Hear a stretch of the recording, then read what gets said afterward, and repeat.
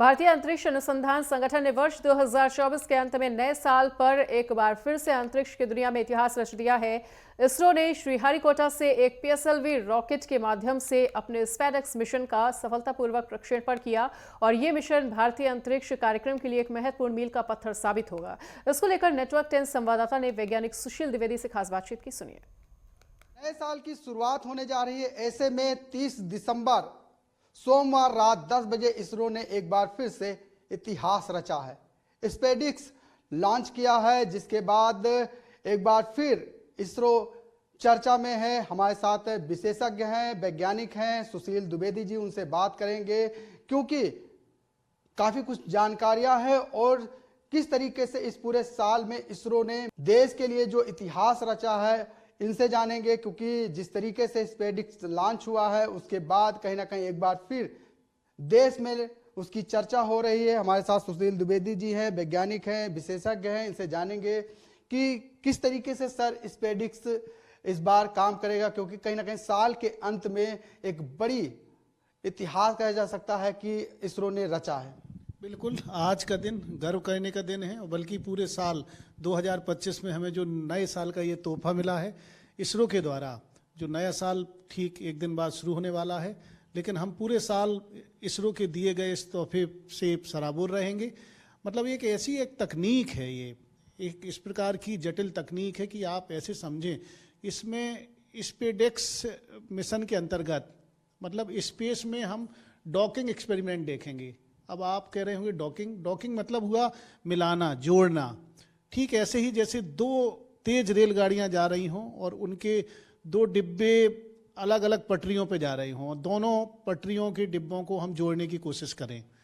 मतलब ये जो इस मिशन के अंतर्गत जो PSLV C60 रॉकेट के माध्यम से दो सैटेलाइट को धरती से हम लोग जहां पर रह रहे लगभग 470 किलोमीटर की ऊंचाई पर ये 220 किलोग्राम के जो सैटेलाइट हैं, इनकी जो रफ्तार है ये बुलेट की रफ्तार से कई गुना ज़्यादा है, तो उसकी रफ्तार कम करके फिर इन्हें जोड़ा जाएगा, डॉकिंग होगी। इसके बाद अनडॉकिंग किया जाएगा, अर्थात उनको हटाया जाएगा। जब डॉकिंग किया जाएगा तो इस दौरान पावर ट्रांसफ़र होगा, दोनों के बीच में ऊर्जा का ट्रांसफ़र होगा और इस तकनीक को पूरी दुनिया देखेगी।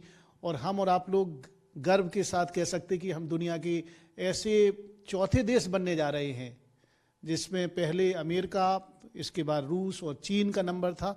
अब भारत 7 जनवरी के दिन का इंतजार कर रहा है और 7 जनवरी के दिन हम और आप लोग देखेंगे कि हम भी उस तकनीक को रखने में सक्षम हैं, हम उस तकनीक को प्रदर्शित करने में सक्षम हैं। कार्बन फुटप्रिंट कम कर सकते, कार्बन इमिशन कम कर सकते। डीजल पेट्रोल जलता है तो उससे हानिकारक गैस निकलती है, जिससे हमारी ये आबो हवा सीधे सीधे प्रभावित होती है। तो कुल मिला के हम जब ऐसे काम करेंगे, साइकिल से चलेंगे या पैदल चलेंगे या पब्लिक ट्रांसपोर्ट से जाएंगे या कार पुलिंग करेंगे या व्हीकल, इलेक्ट्रॉनिक व्हीकल से जाएंगे, तो ये धरती, ये नेचर, ये पर्यावरण आपको धन्यवाद देगा, शुक्रिया कहेगा और आप प्रकृति को बचाने में एक अपनी तरफ से गिलहरी या चींटी वाला प्रयास करने में सफल होंगे।